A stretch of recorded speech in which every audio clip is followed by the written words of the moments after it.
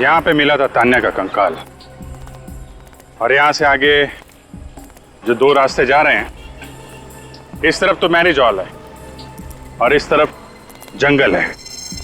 खूनी ने तान्या की लाश जंगल में गाड़ने की कोशिश की थी, लेकिन वहां पे काम चल रहा था, इसलिए वापस यहाँ पर आया और यहाँ डिवाइडर में उसे गाड़ दिया। हाँ सर, शादी का जोड़ा पहनकर तानिया ब्यूटी पार्लर से निकली होगी। रास्ते में उसे खूनी मिला होगा जिसे वो जानती होगी, और फिर दोनों मिलके मैरिज ब्यूरो की तरफ गए होंगे। लेकिन मैरिज हॉल तक पहुंचे नहीं फ्रेडी, उसके पहले ही खूनी ने अपना काम कर दिया और यहाँ पे तान्या को गाड़ दिया। सर मगर उसने अकेले कैसे गाड़ा होगा? जरूर उसने किसी की मदद ली होगी। हाँ सर, ये काम किसी कंस्ट्रक्शन साइट का वर्कर ही कर सकता है। कोई और करता तो इतनी फिनिशिंग नहीं हो पाती। और दूसरे दिन जब बाकी के वर्कर यहाँ पे आते तो टेढ़ा मेढ़ा काम देखकर वो वापस उसे तोड़ देते और लाश बाहर आ जाती। सर ये काम जरूर सोहन ने किया है। उसी के पास सोने के जेवर थे जो उसने दैनिक को दिए थे, शायद तान्या के गले से निकाल लिए हो। और सोहन को यहाँ इस काम के लिए एक ही आदमी बुला सकता है। हाँ दया,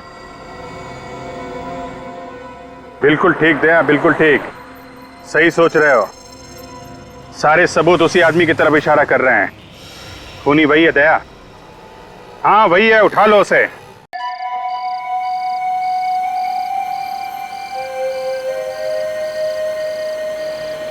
यार मयंक, मुझे लगता है कि हम रास्ता भूल के कहीं आगे तो नहीं निकल गए हैं यार। अरे यार नक्स, मैं देखो पहले ही बोला था तो कॉल करके पूछ ले। अगर तू है कि मेरी बात मानते ही कहाँ है? आई एम वेरी श्योर कि रोहित के घर का रास्ता यही है। मैं पहले आ चुका हूँ। अरे आगे डेड एंड होगा यार, पूरी तरफ जंगल ही जंगल दिखाई दे रहा है। अब क्या करें? तू एक काम कर, ये मोबाइल ले और इसमें चेक कर जीपीएस में हम एग्जैक्टली कौन सी जगह है। हाँ अरे नक्स, ये तो केजपाल रोड है यार। केजपाल रोड? पर रोहित के घर के जाते समय तो केजपाल रोड आती ही नहीं थी।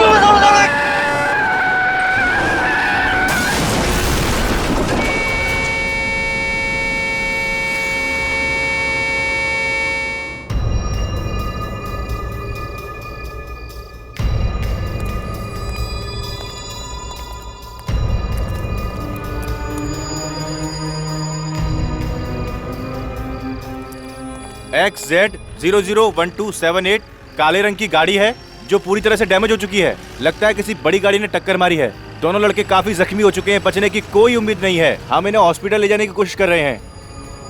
गाड़ी टो करके ले जाओ।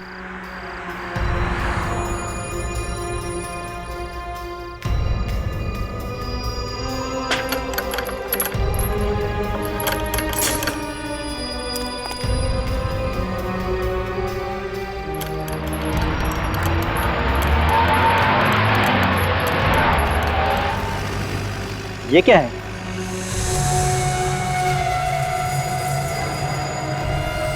नहीं, ये तो किसी का कंकाल है। इसका मतलब इस डिवाइडर के अंदर किसी की लाश दफनाई गई है।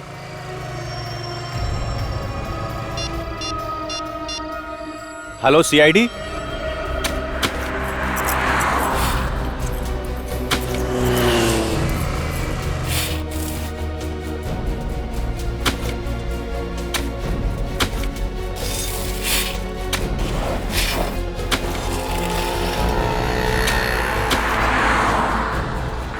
किसी ने सोचा भी नहीं होगा कि यहाँ पर एक एक्सीडेंट होगा और इस डिवाइडर से कंकाल बाहर निकलेगा। लगता है काफी दिनों पहले लाश को गाड़ा है यहाँ पे, जिसका अब कंकाल बन चुका है। सर खूनी ने लाश को इस जगह ठिकाने लगाने का सोचा कैसे? उसने सोचा होगा कि कोई ये डिवाइडर तोड़ेगा नहीं और किसी को ये कंकाल मिलेगा नहीं। एक काम करो, आप लोग आ जाओ, आ जाओ।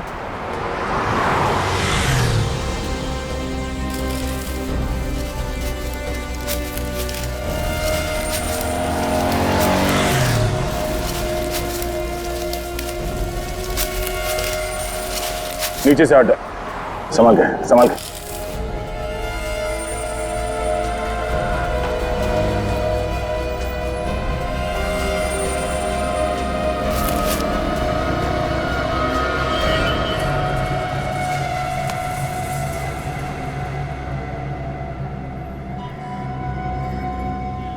कंकाल किसी औरत की लगती है और ये जो कपड़ा है ये भी किसी औरत के साड़ी या दुपट्टे का लगता है। सर, ये कंकाल किस औरत का है और इसे मारा किसने, कैसे पता चलेगा? रेडी, चेहरे की हड्डियां सही सलामत है, चेहरा फिर से बनाया जा सकता है, पता चल जाएगा कि औरत कौन थी और किसने मारा इसे। सर, खूनी ने इतने ओपन एरिया में इस लाश को मार के गाड़ दिया, तो किसी ने देखा क्यों नहीं? ये डिवाइडर जिसने बनाया है, उस कॉन्ट्रैक्टर या बिल्डर के बारे में पता करते हैं, वही बताएगा कि ये लाश किसने गाड़ी है यहाँ पे। अरे जल्दी कर रहा हूँ भाई, 2 मिनट के काम को 2 घंटा तुम लोग लगा देते हो। हाँ, घर पे जाना है, इंडिया ऑस्ट्रेलिया का मैच, आराम से सब लोग बैठ के देखेंगे। चलो चलो जल्दी जल्दी जल्दी फटाफट करो, फटाफट गमे लौटो, रखो रखो उधर, चलो।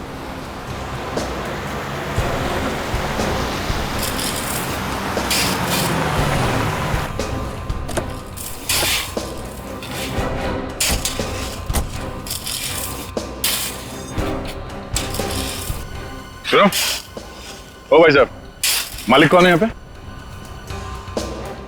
मालिक कौन है इस बिल्डिंग का?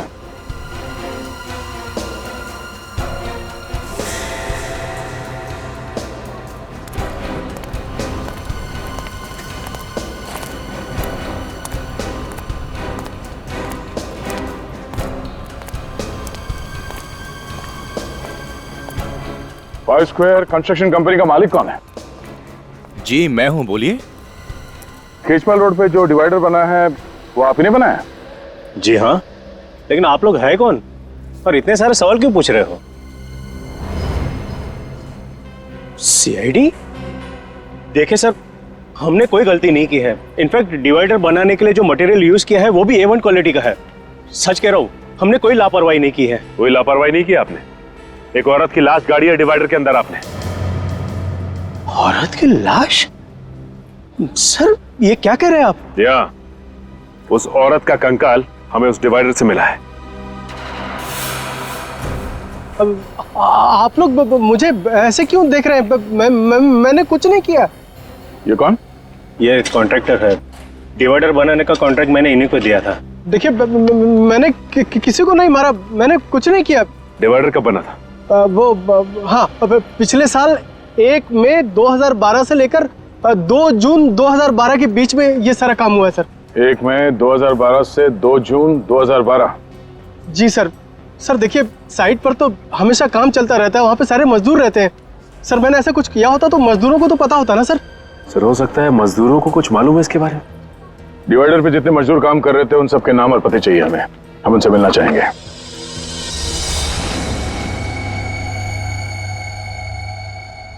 सर ये वो जगह है जहां पे हमें कंकाल मिला।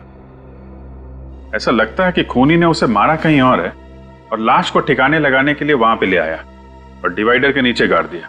हाँ? और उस वक्त खेचपाल रोड पर डिवाइडर का काम चालू था, जो खूनी अच्छी तरह से जानता होगा। बस उसी का फायदा उठाकर उसने उस लाश को वहीं पे गाड़ दिया। और सर ये काम एक आदमी का तो हो नहीं सकता, और भी लोग शामिल होंगे इसमें। हाँ हो सकता है, लेकिन इतना सब कुछ हुआ, किसी ने देखा कैसे नहीं? सर जो स्केलेटन हमें मिला था यहाँ खेचपाल रोड पर, ये रोड आगे जाके 2 हिस्सों में बढ़ जाती है। एक रोड जाती है ये मैरिज हॉल की तरफ और दूसरी रोड यहाँ आती है जंगल की तरफ। सर जंगल की तरफ? खूनी ने लाश को जंगल में क्यों नहीं छुपाया? वहां तो आसानी से ठिकाने लगा सकता था सर। हाँ अभिजीत, मगर कभी कभी जंगल में भी तो काम चलता है, लकड़ी तोड़का वगैरह कुछ। हो सकता है उस वक्त ये काम चल रहा था, इसलिए खूनी की हिम्मत नहीं हुई। सर हाँ, 1 मई 2012 से लेके 2 जून 2012 तक 9 औरतों के गायब होने की रिपोर्ट दर्ज करी गई है। ठीक है, तो सर उनमें से 6 औरतों को ढूंढ लिया गया था। 2 की मौत हो चुकी थी, एक औरत मिल तो गई है लेकिन वो घर वापस नहीं जाना चाहती थी। इसका मतलब है इस औरत का मिसिंग रिपोर्ट दर्ज किया नहीं गया। क्यों नहीं किया गया? सर हो सकता है इसके परिवार में कोई हो ही ना। हो सकता है सचिन, हो सकता है, लेकिन और भी तो कुछ वजह हो सकती है। एक काम करते हैं, फॉरेस्ट डिपार्टमेंट से पता लगाओ 1 मई 2012 और 2 जून 2012 के बीच क्या जंगल में कुछ काम चल रहा था क्या? और फिर ये कॉन्ट्रैक्टर्स वसंत और भुवन, इन्होंने जो डिवाइडर पर काम करने वाले मजदूरों के नाम दिए ना, उन सभी मजदूरों को ब्यूरो में बुला लेते हैं।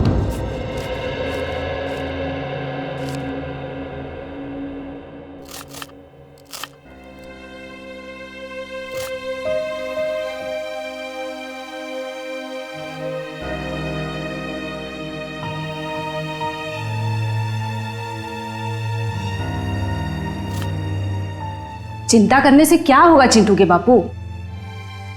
कैसे ना करूं? चिंटू की स्कूल की फीस भरनी है। अच्छा ये बताओ अब तक कितना जमा हुए हैं? क्या जमा हुए हैं? सिर्फ 1500 रुपये बचा पाया हूं मैं। अगर गांव पैसे नहीं भेजे ना तो माँ बाबूजी को बहुत परेशानी हो जाएगी।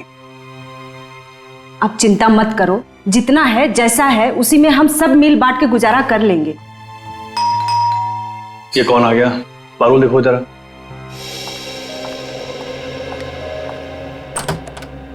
भाभी नमस्ते। नमस्ते, आइए। जी भाभी। अरे सोहन, क्या चल रहा है यार? बढ़िया भाई, दैनिक मेरा एक छोटा सा काम करेगा।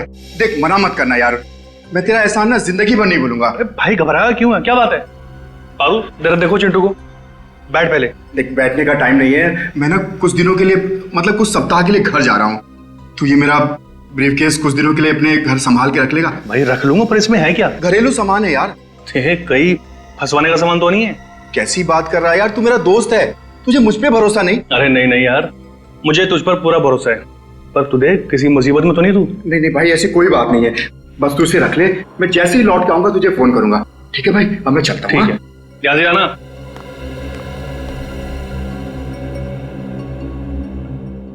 ये ब्रीफकेस कैसा है? अरे सोन का है, रखने को दे गया। तो उससे ना अचानक गांव जाना पड़ा। बोल रहा था जैसे गांव से आएगा लेके जाएगा। अच्छा, ये फोन किसका आ गया? हेलो, जी हाँ मैं दैनिक बोल रहा हूँ। क्या? बताओ, केशपाल रोड पे जो नया डिवाइडर बना उसका काम कितने दिनों तक चल रहा था? 1 महीना। 1 महीना? मगर साहब हम लोग ने किसी का खून नहीं किया, हम लोग खूनी नहीं मजदूर है। वसंत सेठ, अरे आप कुछ बोलिए ना। अब इसमें मैं क्या बोलूं? डिवाइडर के नीचे लाश मिली है तो सीआईडी तो पूछताछ करेगी। देखिए सर, हमारा 3-4 साइट पे एक साथ काम चलता रहता है। अब हमारे पीठ पीछे ये लोग क्या करते हैं हमें कैसे पता होगा? हाँ, मगर इनमें से किसी को तो पता होगा। उसी ने उस लाश को दफनाया है उस डिवाइडर के नीचे। नहीं सर, ये हमने नहीं दफनाई, ये काम किसी और का होगा। किसी और का काम है तो तुम लोगों ने उस गुनहगार को देखा कैसे नहीं? तुम सबकी नजरें बचा के एक आदमी वहां पे लाश गाड़ जाता है और किसी को कुछ पता नहीं चलता। अच्छा ये बताइए आप लोग के आप में से किसी ने भी किसी ऐसे आदमी को डिवाइडर के आसपास घूमते हुए देखा जिस पे आपको शक हो? नहीं साहब, हमने 1 महीने में पूरा डिवाइडर तैयार कर दिया था, ऐसे आदमी को नहीं देखा। किसी ने कुछ नहीं देखा, किसी को कुछ नहीं पता। ठीक है, सब लोग जा सकते हो, लेकिन याद रखना अगर जरूरत पड़े तो फिर से आना पड़ेगा।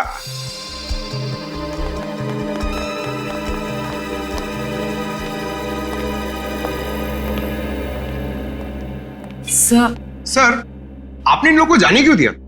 मुझे मौका देते ना, 2 मिनट में इन लोग से संबंध निकलवा लेता। पंकज जी, आपको मौका मिलेगा, शांत हो जाइए।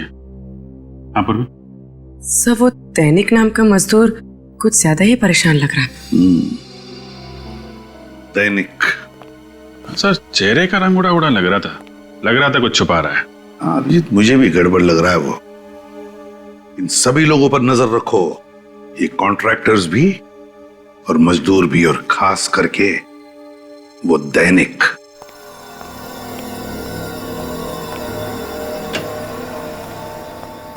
क्या हुआ साळुंखे, अब तक कुछ पता चला भी या नहीं? अरे क्या बताऊं यार, लाशों से पीछा छूटा नहीं था, ये कंकाल ला करके रख दिया मेरे लिए। दिमाग घूम गया मेरा यार। अरे डॉक्टर साहब थोड़ा आराम कर लीजिए, क्यों इतना जोर डालने दिमाग के ऊपर? डॉक्टर तारिका है ना, वो कर लेंगी। क्यों तारिका जी?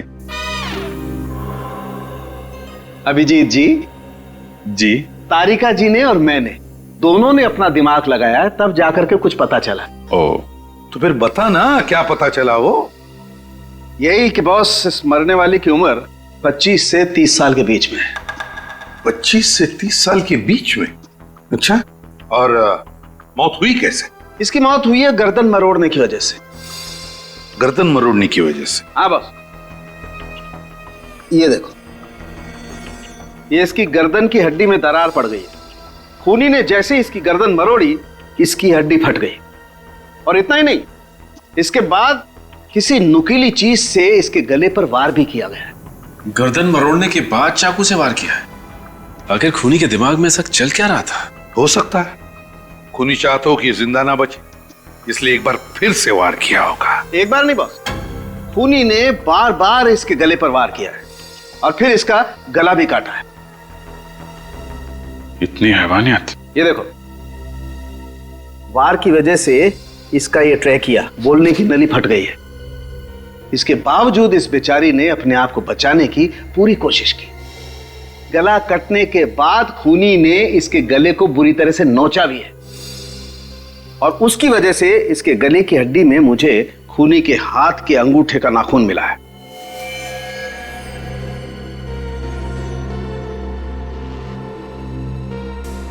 तो फिर अभिजीत, शायद खूनी के हाथ के अंगूठे में नाखून ही ना हो। डॉक्टर साहब, नाखून आदमी का है कि औरत का? डीएनए टेस्ट किया, पता चला कि ये आदमी का नाखून। सर, कहीं ये लूटपाट का केस तो नहीं है? कुछ ज्वेलरी वगैरह खींची होगी, छीना झपटी में नाखून फंस गया। हाँ, मौत कब हुई होगी इसकी डॉक्टर साहब? 7 से 8 महीने पहले हुई है। 7 से 8 महीने पहले? यार फिर सालुंखी, इसका चेहरा ही बना दे। चेहरा बना चुका हूं बॉस। ग्रेट, तो फिर दिखाओ। आओ दिखाता हूं।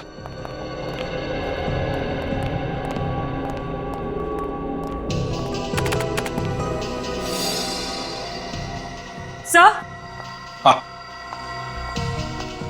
सर इस कंकाल पर से ये जो कपड़ा मिला है, ये एक महंगे सिल्क का कपड़ा है। ये देखिए। महंगा सिल्क? जी सर, पटोला सिल्क। और इस पर जो कढ़ाई की गई है वो मशीन से नहीं बल्कि हाथ से की गई है। अच्छा सर, पटोला सिल्क पे हाथ से कढ़ाई का काम, ये तो ज्यादातर गुजरात के पाटन जिले में होता है। तो एक काम करो अभिजीत, गुजरात के पाटन में जा, पता लगा कि कढ़ाई का काम किस कारखाने में हुआ है और वहीं पर इस लड़की का फोटो भी दिखाओ। शायद उस लड़की के बारे में कुछ पता चल जाए।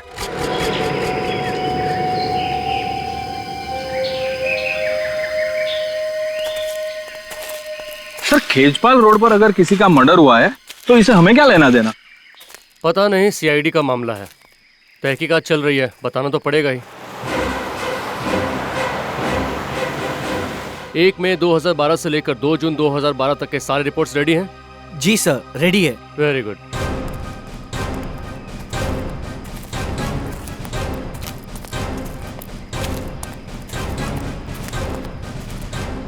नमस्कार सर, मेरा नाम अमय और ये हमारे head of the department mister Chandar.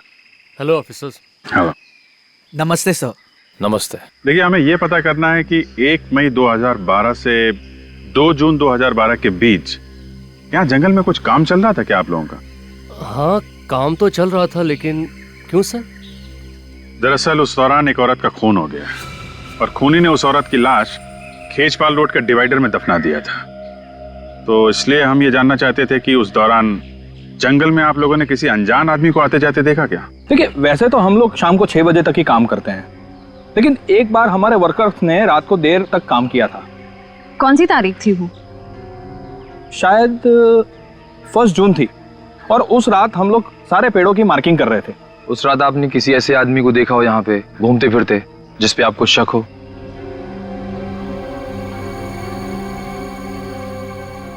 हाँ सर, याद आया, मैंने देखा था एक आदमी को। आपने देखा था? सर, उस रात तो मैं मरते मरते बचा था सर। क्यों, ऐसा क्या हुआ था? सर, उस रात मैं अपने मजदूरों के साथ जंगल में ही था। सारे पेड़ों की मार्किंग हो चुकी थी और हम वहां से निकलने की तैयारी कर रहे थे।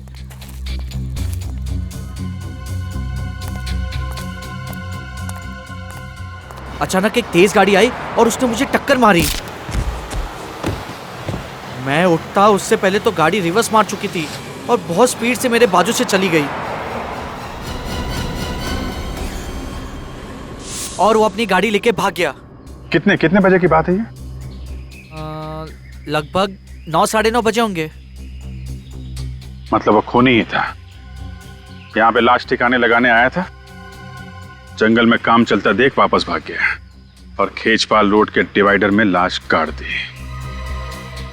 ये डिवाइडर वाले मजदूर कुछ छुपा रहे हैं।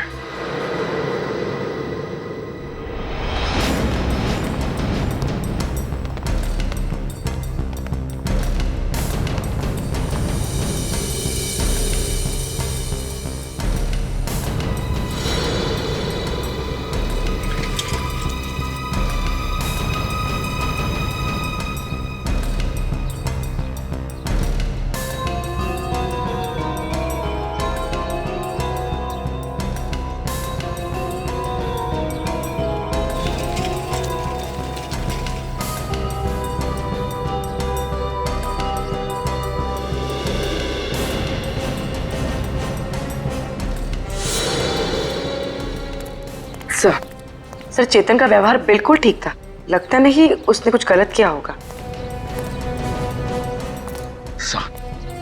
यहाँ भी सब ठीक है। सारे मजदूरों के व्यवहार में कोई फर्क नहीं पड़ा। हाँ सर, जिस तरह से वो पहले काम पे जाते थे अभी भी बिल्कुल उसी तरह से काम पे जा रहे हैं। देख के नहीं लगता कि किसी बात को लेकर परेशान है। परेशान इसलिए नहीं है क्योंकि उन लोगों ने कुछ गलत नहीं किया है, मगर ये दैनिक, इसकी हरकतें कुछ गड़बड़ लग रही है। मैंने कितनी बार आपको टोका है कि सोहन अच्छा आदमी नहीं है, लेकिन आप मेरी बात मानो तो ना, डाल दिया ना उसने आपको मुसीबत में। तुम घबराओ मत, मैंने इस मुसीबत से निकलने का तरीका ढूंढ लिया है। लेकिन ये सूटकेस लेकर के कहाँ जा रहे हो आप? कहीं से आप सीआईडी वालों को देने तो नहीं जा रहे हो? देखो ऐसी गलती मत करना, क्योंकि इसमें तुम भी फंस जाओगे। तुमने मुझे पागल समझा है जो ये सूटकेस मैं सीआईडी को देने जाऊंगा? ये ब्रीफकेस हाथ में लिए हुए है, घबराया हुआ क्यों लग रहा है क्या इस बैग में? जब ब्यूरो में पूछताछ के लिए बुलाया गया था तब भी दैनिक सबसे ज्यादा परेशान था। अरे लेकिन कहाँ जा रहे हो? कुछ तो बता के जाओ। आके बताता हूँ। अरे ये खाना तो ले जाओ। मुझे तो लगता है कि इसे कंकाल के बारे में जरूर कुछ मालूम है। हो सकता है, चलो चल के देखते हैं कि जाता कहाँ पर है ये।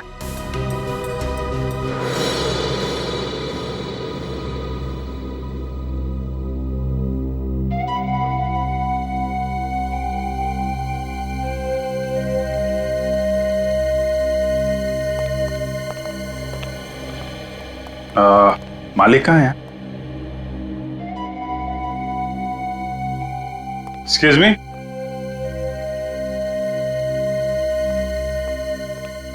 आप मालिक हैं यहाँ के? जी हाँ सर। तो डिजाइन देके बताएंगे आपके यहाँ तैयार की गई थी? सर डिजाइन के बारे में तो नहीं बता सकते, इस तरीके का मटेरियल सिर्फ हम ही लोग यूज करते हैं सर। साला बहन जरा ये देख के बताइए। जी सर, ये हमारे यहाँ का डिजाइन है और पिछले साल इस डिजाइन की हमने 2 साड़ियाँ तैयार की थी। ये साड़ियाँ किसके लिए तैयार की थी आपने? पर आप लोग हैं कौन और ये क्यों पूछ रहे हैं सर? हम सीआईडी से। देखिए घबराइए मत, एक केस के सिलसिले में हम लोग तहकीकात कर रहे हैं। हमें एक औरत का कंकाल मिला और उस कंकाल के ऊपर ये साड़ी का टुकड़ा था। तो आप प्लीज जरा बताएंगे किसको बेची थी आपने साड़ी? Sir 2 minute.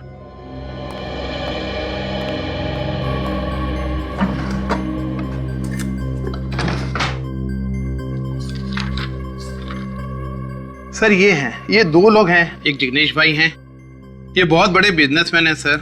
इन्होंने ये साड़ी अपनी पत्नी के लिए 1 जनवरी 2012 में बनवाई थी। और दूसरी है तानिया जी, ये मुंबई से हैं, इनकी डिलीवरी डेट है 25 मई 2012 सर। तानिया जी मुंबई से? ये हमारी बहुत पुरानी कस्टमर है सर, मुझे लगा उनकी शादी हो गई है और वो परदेश चली गई होंगी सर। कब होने वाली थी उनकी शादी? 1 जून 2012 को सर। तानिया जी ऐसी दिखती थी? हाँ सर यही है। ये तानिया जी का एड्रेस और फोन नंबर तो होगा ही आपके पास?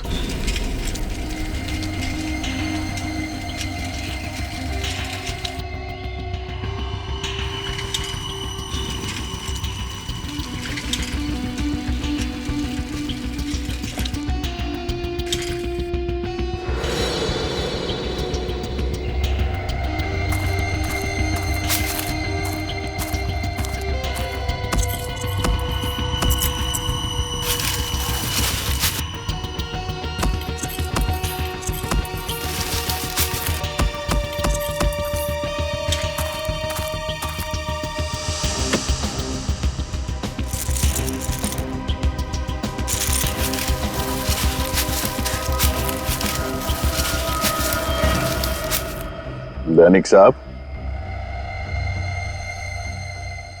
क्यों जुर्म कर रहे हो? हाँ? वैसे ही सोना इतना महंगा हो गया है और तुम उसे मिट्टी में गाड़ रहे हो? नहीं नहीं सर, मैं तो बस गाड़ने की तो इसकी पुरानी आदत है सर। पहले इसने उस औरत को मार के उस डिवाइडर में गाड़ दिया और अब यहाँ पे ये सोना गाड़ रहा है। हा? नहीं नहीं सर, मैंने किसी को नहीं गाड़ा साहब। आप मुझ पर इल्जाम लगा रहे हैं साहब। हम इल्जाम लगा रहे हैं, पर हमने जो देखा वो झूठ है। हाँ? मैंने कुछ नहीं किया साहब, मैंने कुछ नहीं किया साहब, मैंने कुछ नहीं किया साहब। साहब तान्या को जानते हो? साहब मैं नहीं जानता साहब, तान्या कौन है? सर इसमें बहुत ही महंगे रत्न जड़े हुए, किसी दुल्हन के लगते। बोल दैनिक, किसके गहने हैं ये? साहब मैं नहीं जानता साहब। तो जरूर तूने चोरी की है या फिर खून किया होगा। नहीं सर, साहब नहीं साहब, मैंने किसी को नहीं मारा साहब, और नहीं मैंने चोरी की साहब। मैं तो सिर्फ साहब अपने आप को बचाना चाहता है साहब। बचाना चाहते थे? किससे? आप लोगों ने साहब। कहीं मैं पीले मुझे फंस ले जाऊं साहब। सब कसम से बोला साहब, ये ब्रीफकेस साहब मेरा नहीं साहब। किसका है? सोहन का साहब। उसने मुझे ब्रीफकेस संभालने को दिया था साहब। मुझे उस समय बिल्कुल पता नहीं था साहब इसमें क्या है। कौन है ये सोहन? मेरा दोस्त। 2 दिन के लिए साहब मुझे गांव जाना था, 30 मई से 1 जून। सब उन 2 दिनों में उसने मेरी जगह पर डिवाइडर कंस्ट्रक्शन साइट पे काम किया। सोचा मैं वापस आया ना, उसका रवैया कुछ अलग सा था साहब। मैंने बहुत पूछने की कोशिश की साहब, लेकिन उसने मुझे कुछ नहीं बताया साहब। ये ब्रीफकेस तुम्हें सोहन ने दिया कब? साहब उस दिन जिस दिन आपने मुझे सीआईडी ब्यूरो से फोन किया था साहब, मैं बहुत डर गया था साहब, इसलिए मैं घर आया और मैंने इस ब्रीफकेस का ताला तोड़ा साहब। और जब तुम्हें पता चला कि बिना बताए सोहन ने तुम्हें ये महंगे गहने रखने के लिए दिए हैं, तो तुम्हें शक हुआ उस पर? हाँ साहब। ये सोहन कहाँ है? साहब बोल कर गया था मुझे कि वो अपने गाँव जा रहा साहब, मंगोली साहब। सर इसका मतलब तान्या के खून में सोहन का हाथ है? बिल्कुल सोहन का ही हाथ है, तभी तो वो गांव भाग गया। मंगोली चल के छानबीन करते हैं, इसे हिरासत में ले लो। देखो लाइट का स्विच कहाँ है?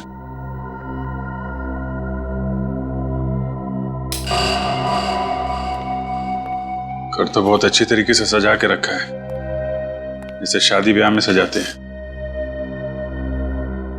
लेकिन फूल मुरझा गए। सर लगता है ये सारी सजावट तानिया की शादी के लिए की गई थी। सर 1 जून 2012 के बाद लगता नहीं है इस घर में कोई आया है। शादी के दिन ही बेचारी का खून हो गया क्या? मगर सर तान्या के गायब होने की रिपोर्ट किसी ने लिखवाई क्यों नहीं? पड़ोसी कह रहे थे कि वो यहाँ अकेली रहती थी, शायद उसकी फैमिली में भी कोई नहीं होगा सर।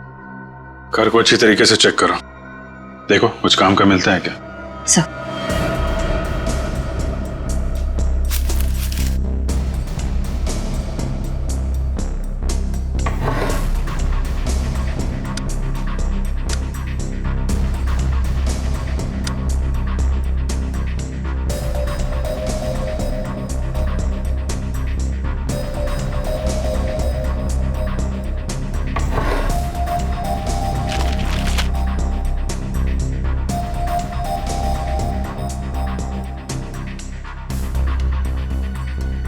तान्या,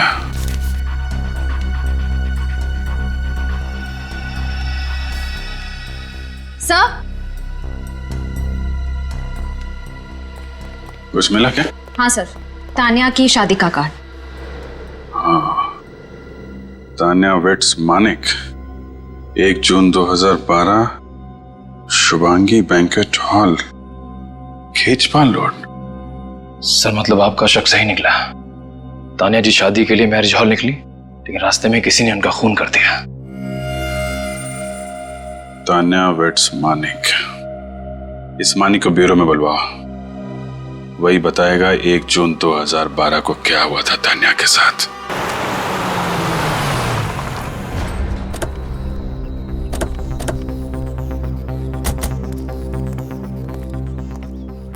सुनो भाई साहब, ये सोहन कहाँ रहता है? कौन सोहन? अरे वही सोहन जो 2 दिन पहले ही मुंबई से यहाँ पे आया है। अच्छा अच्छा, वो सोहन साहब। लगता है आप लोगों को पता नहीं। क्या? वो जब से मुंबई से आया बीमार पड़ा है। कौन है उसके साथ? वो उसकी बहन कीर्ति रहती है, वही उसकी देखभाल करती है। कहाँ रहते हैं लोग? जी कहिए, किससे मिलना है आपको? आप कीर्ति हैं सोहन की बहन? जी हम लोग सीआईडी से सोहन से मिलना चाहते हैं। सीआईडी? देखिए डरने की कोई जरूरत नहीं है, हम उनसे कुछ जरूरी बात करना चाहते हैं। भैया ये सीआईडी वाले हैं, आपसे मिलने आए हैं।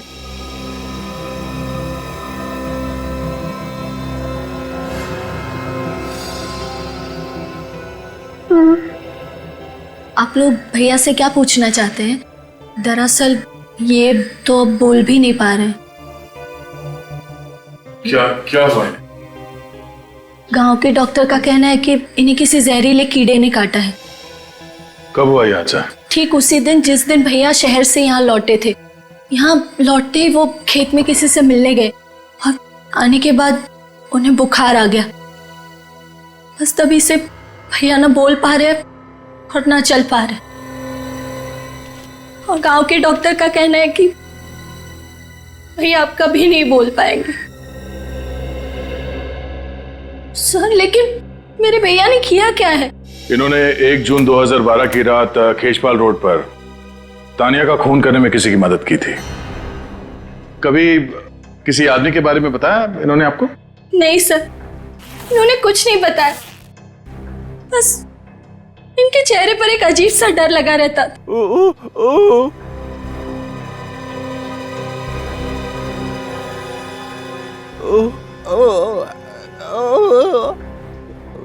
क्या? सर ये अपनी बहन की तरफ इशारा कर रहा है। कीर्ति? कीर्ति ने कुछ किया है?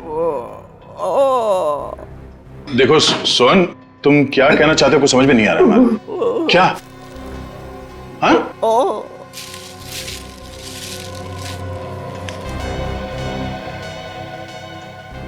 खून?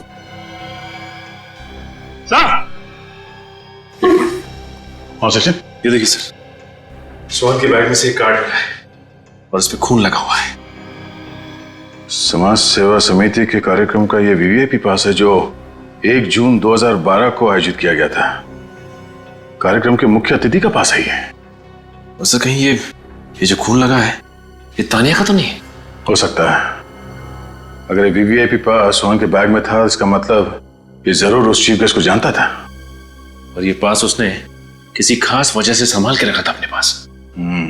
एक काम करते हैं, जिन लोगों ने इस कार्यक्रम का आयोजन किया है उनसे जाके मिलते हैं। वहीं से पता चल जाएगा कार्ड पे लगे इस खून का राज।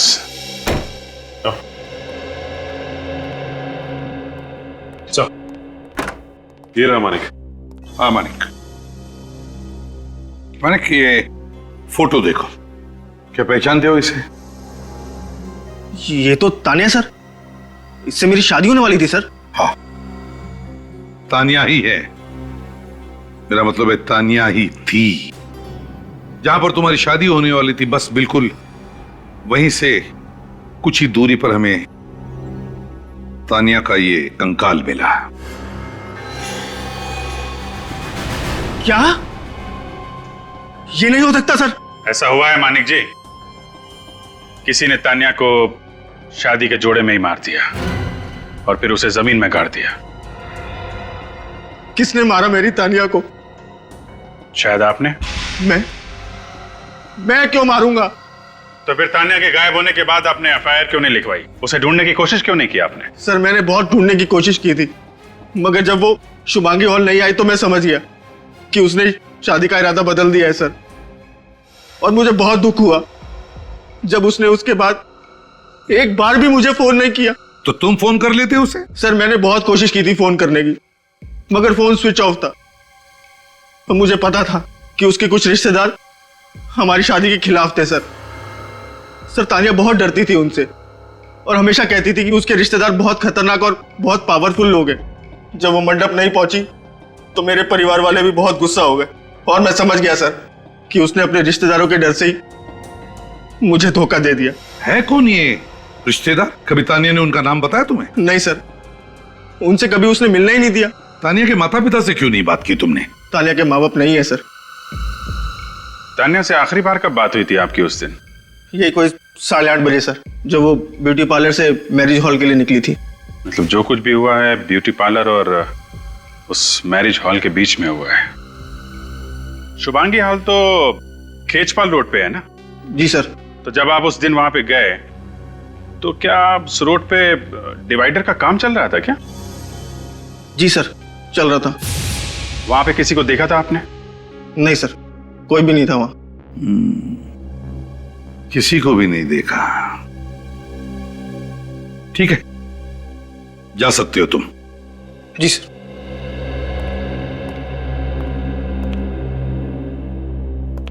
रिश्तेदार है कौन ये तानिया का रिश्तेदार जिससे तानिया इतना डरती थी? सर हो सकता है इसके भाई बहन, क्योंकि माँ बाप की तो मौत हो चुकी थी। सर सोहन हमें तानिया के खूनी के बारे में कुछ बताने की कोशिश कर रहा था। वो बार बार अपना अंगूठा दिखा रहा था और अपनी बहन कीर्ति की ओर इशारा कर रहा था। पता लगाओ इस तानिया का कोई भाई है क्या?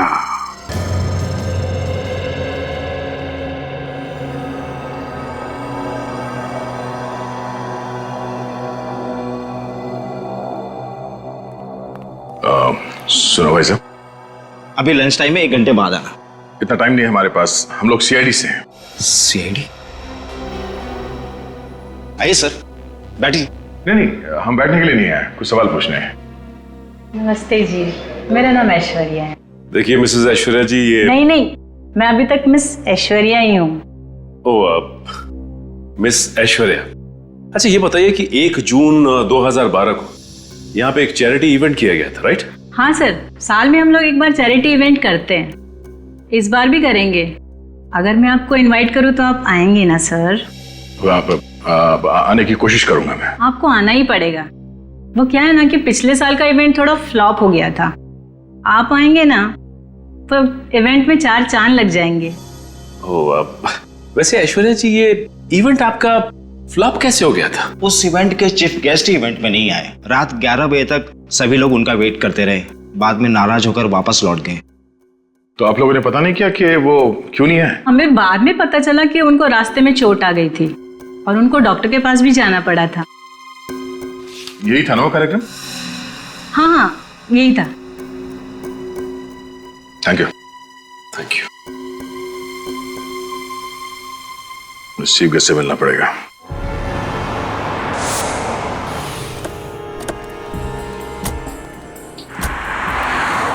यहाँ पे मिला था तान्या का कंकाल, और यहाँ से आगे जो 2 रास्ते जा रहे हैं, इस तरफ तो मैरिज हॉल है और इस तरफ जंगल है।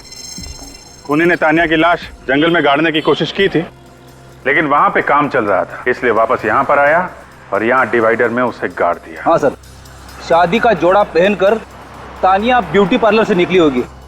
रास्ते में उसे खूनी मिला होगा जिसे वो जानती होगी, और फिर दोनों मिलके मैरिज ब्यूरो की तरफ गए होंगे।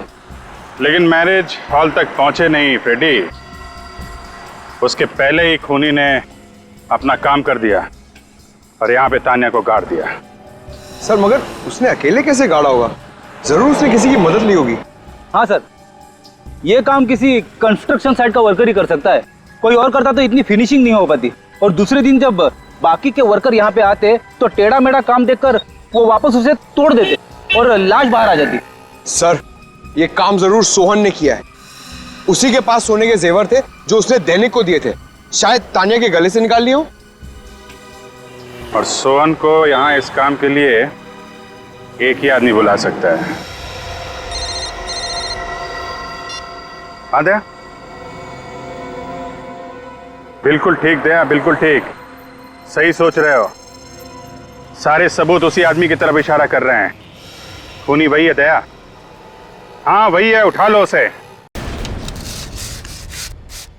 चल चल चल जल्दी कर, जल्दी कर, चल। अरे तू अंदर क्या कर रहा है? हाँ? अरे 4 दिन का काम था, 8 दिन लगा दिया तुम लोगों ने। कितने आलसी हो तुम लोग। आज से लिफ्ट का काम शुरू होना था, वो कब शुरू होगा? समझ में नहीं आता तुम लोगों को? अरे भुवन जी, आपने इस कॉन्ट्रैक्टर को सिर्फ मजदूरों पर चिल्लाने के लिए रखा है क्या? दरअसल वसंत जी है ही ऐसे, छोटी छोटी बातों में गुस्सा हो जाते हैं, लेकिन मजदूर से काम बहुत अच्छा निकलवाते हैं। अच्छा, आप किसी तानिया नाम के लड़की को जानते थे? तानिया? नहीं सर। ठीक है, चलो चलो चलो, जल्दी करो जल्दी करो। पता नहीं कब काम करेंगे लोग, समझ में नहीं आता है। अरे सर, आप लोग यहाँ? क्या करें, सीआईडी का काम ही कुछ ऐसा है, आना जाना लगा रहता है। जी सर। वसंत जी, आप किसी तानिया को जानते थे? तानिया? नहीं सर, ये तानिया कौन है सर? मैं किसी तानिया को नहीं जानता। इसके गले की हड्डी में मुझे खूनी के हाथ के अंगूठे का नाखून मिला है। वसंत जी, आपके हाथ का ये अंगूठा बचपन से ऐसे ही है या किसी के साथ हाथापाई करते हुए ये नाखून टूट गया? नहीं सर, ये क्या है कि हाँ, वो मेरी गाड़ी का टायर बदलते वक्त मेरा अंगूठा उसमें फंस गया था, तो मेरा ये नाखून टूट गया सर। गाड़ी का टायर बदल रहे थे या तानिया का गला दबा रहे थे? हा? सर वो सर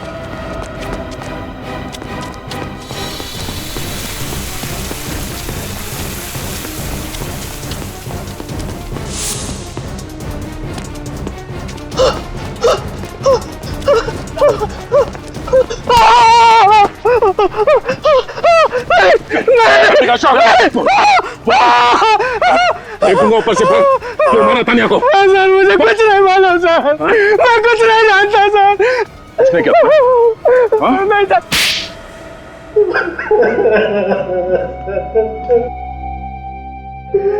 हाँ सर, मैंने ही तानिया को खून किया है सर। सिर्फ इतना ही नहीं, गर्दन मरोड़ी उसकी, गला काटा। शर्म नहीं आई तुम्हें? अपनी बहन का इस तरह से, इतनी बेदर्दी से खून करते हो? वो मेरी सगी बहन नहीं थी। थी तो वो बहन ही ना तुम्हारी। हाँ, क्यों खून किया उसका? क्योंकि नफरत करता था मैं उससे। बाबा ने सारी प्रॉपर्टी उसके नाम कर दी थी, मेरे नाम पर फूटी कौड़ी भी नहीं छोड़ी थी। अगर वो मानिक से शादी करती तो मानिक सारी प्रॉपर्टी हड़प लेता, सब कुछ उसके नाम हो जाता। इसीलिए मैंने तानिया को बुलाया। मैं चाहता था कि वो कागजात पर साइन कर दे, ताकि शादी के बाद सारी प्रॉपर्टी मेरी हो जाए। देखो तानिया, मुझे तुमसे कोई गिला शिकवा नहीं है। तुम एक बार इस जायदाद के पेपर पर सिग्नेचर कर दो, उसके बाद तुम्हारा रास्ता अलग और मेरा रास्ता अलग। ये क्या बसंत भैया, मुझे लगा कि आप अपनी सारी कड़वाहट भूलकर अपनी सौतेली बहन से एक नया रिश्ता जोड़ना चाहते हैं, और आप मेरी शादी के दिन इन पेपर्स पे साइन करवाना चाहते हो। मैं अपनी जायदाद आपके नाम कभी नहीं करूंगी। गाड़ी रोकिए। यह गाड़ी तो तभी रुकेगी जब तुम इस पेपर पर सिग्नेचर करोगे। आज तक मैं चुप रही, यहाँ तक कि मैंने मानिक को भी कभी नहीं बताया कि मेरा एक सौतेला भाई है जो सिर्फ पैसों से प्यार करता है, मुझसे नहीं। लेकिन अब मैं सबको आपकी असलियत बता दूंगी। मैंने कहा गाड़ी रोकी अभी, वरना मैं जोर से चिल्लाऊंगी। गाड़ी रोकिए भैया, कोई है, बचाओ भैया, बचाओ।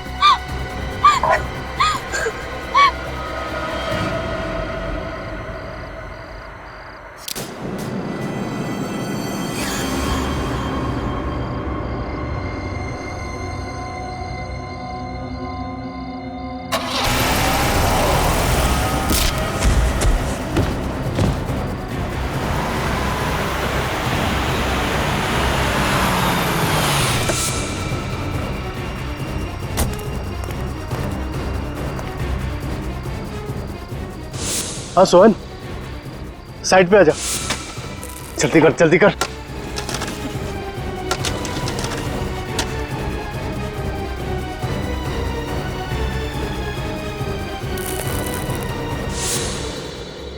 लेकिन तुमने सपने में भी नहीं सोचा होगा कि उस रास्ते पे एक दिन एक्सीडेंट होगा, डिवाइडर टूटेगा और तुम्हारा गुनाह सामने आ जाएगा। क्यों हमला किया सोहन पे तुमने? क्योंकि एक वही था जो मेरा राज जानता था। फिर भी पकड़े तो तुम गए ही, हैं? पकड़े तो गए। क्या लगता है तुम्हें, जिस जायदाद के लिए तुमने अपनी बहन का इतनी बेरहमी से खून किया, क्या वो जायदाद तुम्हें मिल जाएगी? नहीं, अदालत तुम्हें फांसी ही देगी, फांसी।